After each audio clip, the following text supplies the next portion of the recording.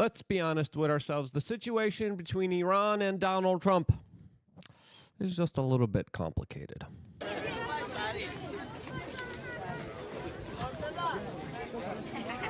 Yep, that of course is Iran celebrating its Islamic revolution that was helped spurred on by the CIA and their overthrow of their government with a symbolic, quote, arrest of Donald Trump. As we have previously told you, that one of the most complicated, one of the most important issues that will be on the docket for the future president of the United States will be this larger geopolitical foreign policy conundrum that is within the Middle East. As, of course, we have just found out through new sources that Secret Service was very, quote, afraid of the Iranians, and there was even an incident where they had to shoot down a drone when Trump was campaigning in Pennsylvania. As I have a lot of things to specifically say about this, as Trump's foreign policy now is officially shaping up, as he is facing a lot of pressure from the neocons, a lot of pressure from one particular government within the Middle East that really wants a larger kind of bigger conflict in the region.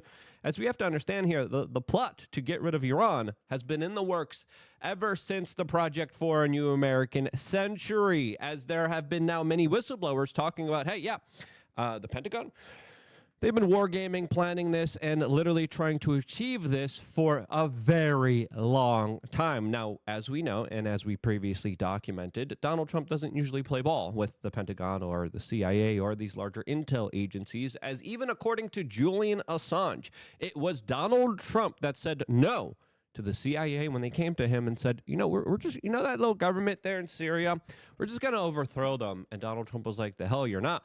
The CIA was like, hey, those rebel groups that are causing, global terrorism? Trump's like, yeah, what about them? They're like, we're going to help and support them do this, and we're going to just give them this huge piece of land and territory. And Donald Trump said, the hell you're not. And he started to attack specifically Islamic terrorist organizations inside of Syria. He just launched another strike inside of Somalia a couple days ago, as now we are finding out that there are legitimate security threats against Donald Trump. And there always has been, as we have this from the post-millennial that is now describing how the Secret Service shot down a drone above the Trump campaign motorcade, as a lot of people are saying, Iran, Iran, Iran, Iran. Again, let's delve into this a little bit, because clearly the Iranians don't love Donald Trump, but Donald Trump needs to work out some kind of larger deal here in order to be the president that he wants to be, that brings peace to the world. Donald Trump, and I think legitimately wants to achieve this, as he's describing a situation where he wants a denuclearized world, which would include the United States, Russia, and China giving up their nuclear weapons forever. This, I think, would be a huge net positive, and I think Trump, that, again, nearly lost his life very closely now on two incidences. Now we're finding out there were a number of other security incidences, as, again, this article is a little slanted, as they say U.S. security authorities are concerned over the potential attack on Trump orchestrated by Iran during the campaign. This is according to a new book that is coming out detailing how there were some weird incidences that happened, specifically with one drone that was shot down with an anti-drone device that was able to take the drone down. Now, other than that, we don't have really much anything else to kind of go on, other than this kind of larger kind of just moment of like, hey, yeah, there was a drone flying by his motorcade, and we just used an anti-drone kind of tool and took it down. This could have been a civilian drone, as it's also important to note that during the first attempted assassination on Donald Trump, the person that, of course, was doing all of this also flew a drone right before committing this larger heinous act, and then, of course, was taken out after failing to shoot Donald Trump 8 times. The fact that he was able to get 8 shots off really makes you wonder what's going on here, as Donald Trump, just a couple hours ago, also specifically came to the Secret Service and said, I want to know everything about these attempted assassins, as still there's a lot of questions remaining to what's really going on here. But again, this is all according to Alex Instedat, who wrote a book called Revenge, the inside story of Trump's return to power, where he describes a lot of these larger incidences, a larger kind of security threat that they were specifically looking at the Iranians for, this one drone incident that we still know very little about. And then he details in the book specifically how Trump was actually even faking being in Trump Force One, being in his airplane that is very, indicative that he's in there. It's literally the one specific airplane that Trump is known for flying in. It's a very iconic airplane, and this book now details how a lot of security was being pulled in a way where he was flying on separate aircraft in order to, of course, not attract attention, since security details were specifically worried about surface-to-air missiles that could have been used and implemented by the, quote, Iranians. Now, the Iranians look like just the scapegoat here. They look like the easy boogeyman here. Obviously, the Iranians don't like him, but there's a lot of other people that don't like him as well, including the cartels and criminal gang organizations that now are having their businesses ruined because of Donald Trump's border policies and tougher policies on crime and things like fentanyl. Which brings me to this larger point that Tucker Carlson made earlier today, specifically describing how a lot of the U.S. military aid that was given to Ukraine was just sold off. Sold off to black markets, sold off to foreign countries, sold off to drug cartels, as a lot of the munitions, a lot of the weapons involved here were specifically surface-to-air missiles. And this is something that I've been warning about for a long time, saying, hey, a lot of the weapons that are going there aren't really going there. CBS News literally released an article saying 2/3 of the weapons going there don't actually make it to the front lines. And then they kind of redacted that particular story. And then we, of course, with our sources, were even confirming and talking, saying, whoa, there's a lot of advanced military tech on the black market. And who do you think is going to get their hands on these advanced military tech, especially when it comes to surface-to-air precision missiles, guided missile systems that could very easily take down civilian aircraft, but could also take down very iconic aircraft that Donald Trump is in. And I would argue it's not just the Iranians, not just the cartels, but as we've been warning, and Alex Jones was even warning about this specifically too. We'll play this clip from Tucker Carlson here in just a little bit to show you the larger scope and the severity of all of this. But it's also, I would argue, elements within the government that tried and were a part of trying to take the life of Donald Trump. Now, all life is precious. You should take care of life, and you should take care of yourself. And that's one reason, before getting into all these other clips and all these other kind of foreign policy kind of doctrines and what's going to be happening moving forward and the larger pressures from this one particular foreign government that really wants a war with this Iranian government. Before getting into that, take care of yourself by going to wearechange.shop. Scroll down. We got a lot of really great, awesome products available to you. And we are soon working away to revolutionize the way we take payments, by the way. So that's going to be really fun. But if there's one thing you should get the ultimate bundle. It's great. We're just re-upping on our chill pill. It's our first product. It's our first product because it's a product that I personally believed in. There's some individuals that should not be taking ashwagandha. You should do your own homework. You should do your own research and find out if ashwagandha is right for you. But for me, it is good. It is a great way to help deal with stress. It's a great way to help normalize your hormone levels, to increase energy levels, to have increased gains. It has also shown to help people with testosterone. Again, very powerful stuff. Use it with caution. I only use it 1 month out of the year, personally, myself. Some people, medical doctors, recommend at least to take it no more than 3 months out of the year. But I, again, have a lot of abundance of caution. This stuff has helped me out tremendously, especially during my health transformation. I used to be fat. I used to not go to the gym.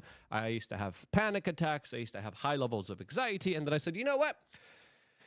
I got to take care of myself. My testosterone was pretty low here. I just tested it recently. It's like 819. I'm going to get it tested again very soon. It was like 500, 600 before. Now it's over 800.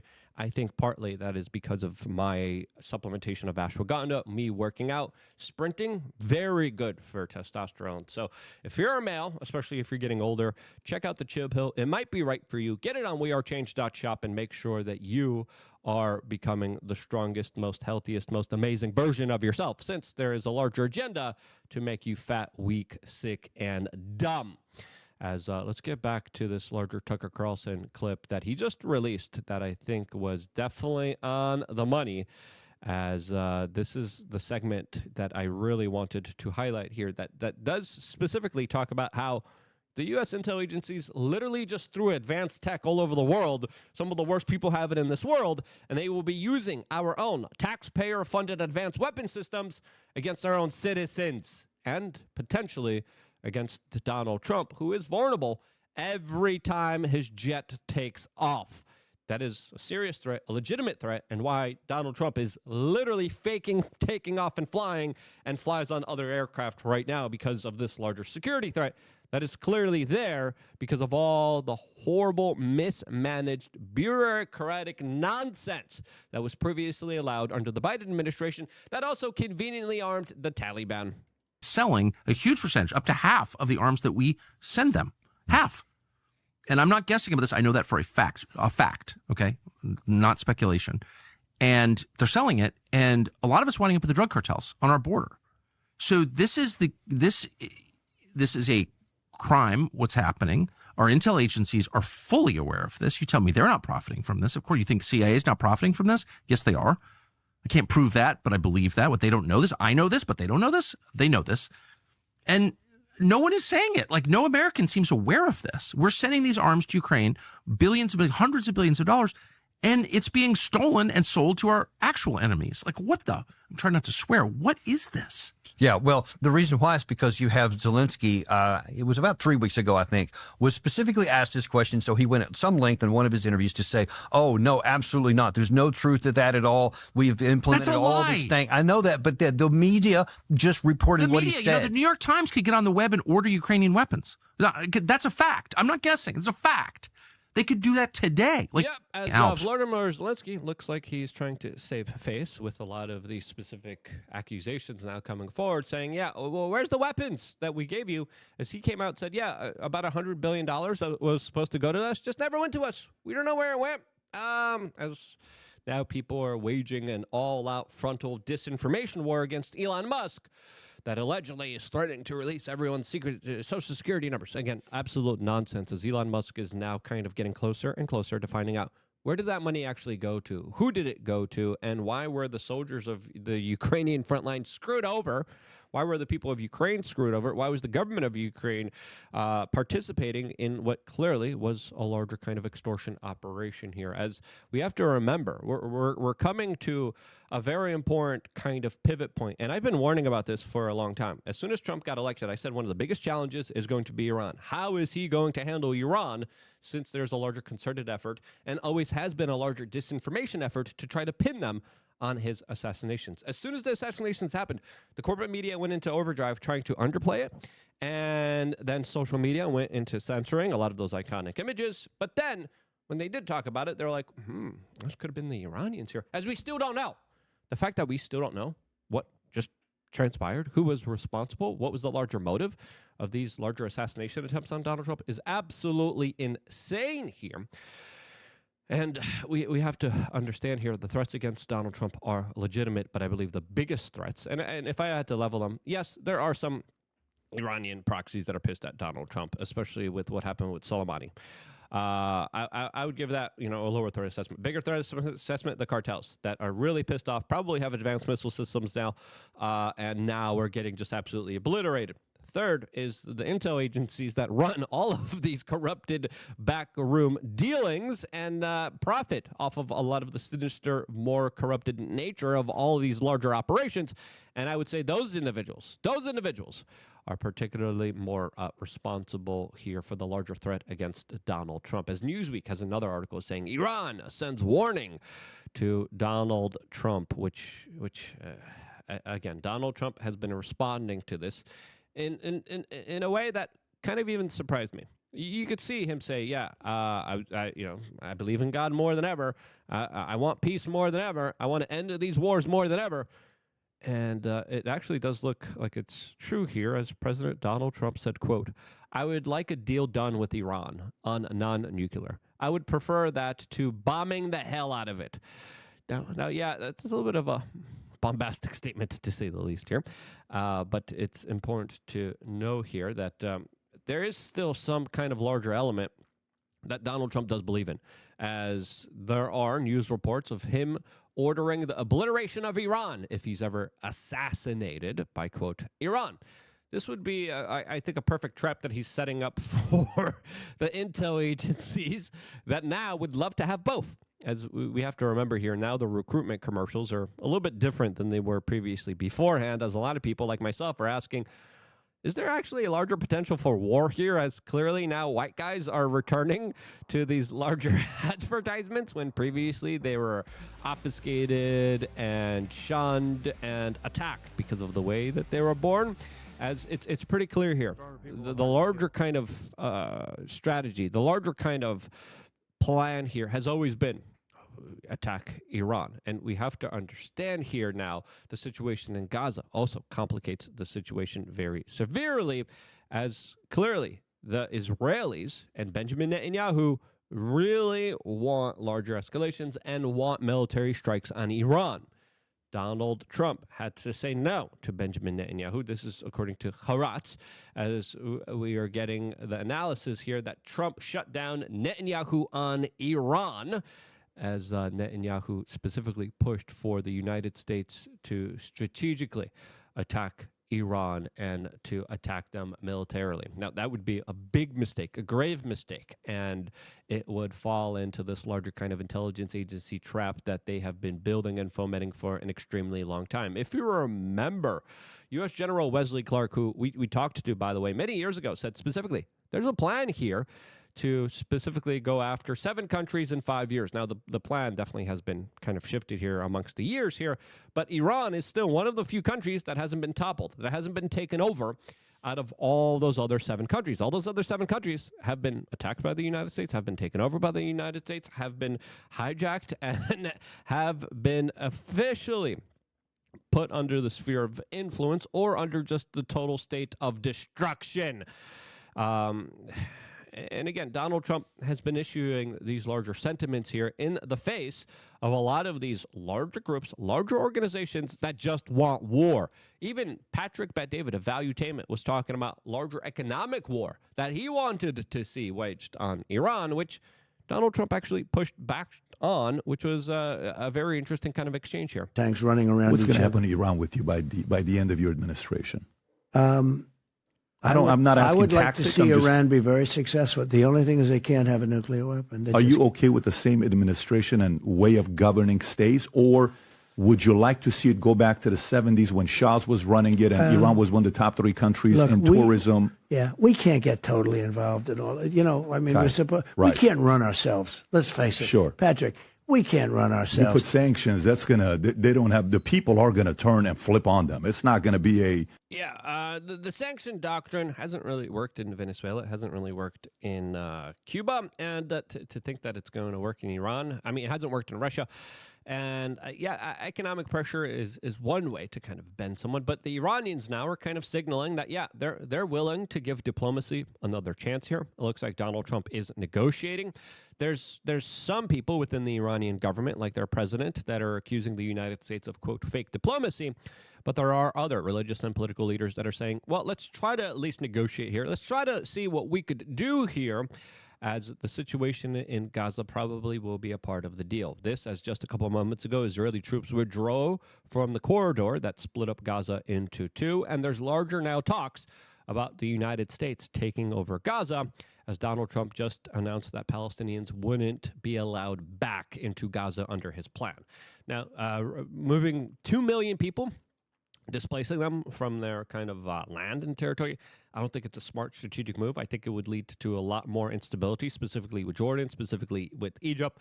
But this could also be just a negotiation tactic. We'll see what unfolds here. Otherwise, I think the Gaza plan is a bad one. I think his policy so far on Iran has been extremely impressive, especially in the face of a lot of people, a lot of countries, a lot of special interest groups, and a lot of bloodthirsty military-industrial complex, war-hungry pigs saying, please, bomb, bomb, bomb, bomb, bomb, bomb, bomb, bomb. There's a reason. All right, the McCains, the Bushes, the Cheneys all went and supported Kamala Harris. Her, Biden's policies on Iran wasn't as even open as and diplomatic as it was with Obama. Now, Obama's policy was also an interesting one, as I actually see the possibility of Trump doing a kind of similar deal, like was done under Obama, in order to get rid of their larger nuclearization, their larger kind of nuclear weapons program, in exchange for, of course, opening up the markets, getting rid of sanctions. That was the Obama kind of Iran deal. Now, Trump has criticized the Iran deal before that Obama passed, but I think he's going to be potentially trying to achieve something just like that. That's my own 2 cents on the matter. How else can you bring peace into the kind of Middle East here? It's a very complicated story. There's a lot of history there. There's the CIA overthrowing the Iranian government that led it to this larger kind of Islamic revolution that they're currently going under now. And truly, it's a very convoluted, crazy, insane, wild, geopolitical kind of conundrum that the world has to deal with. Get the supplements on wearechange.shop. I could talk about this for hours. I'm going to talk about this and the larger kind of drones, aliens in the next video. Subscribe, click the notification button. I love you guys. Stay tuned for more here on youtube.com/wearechange.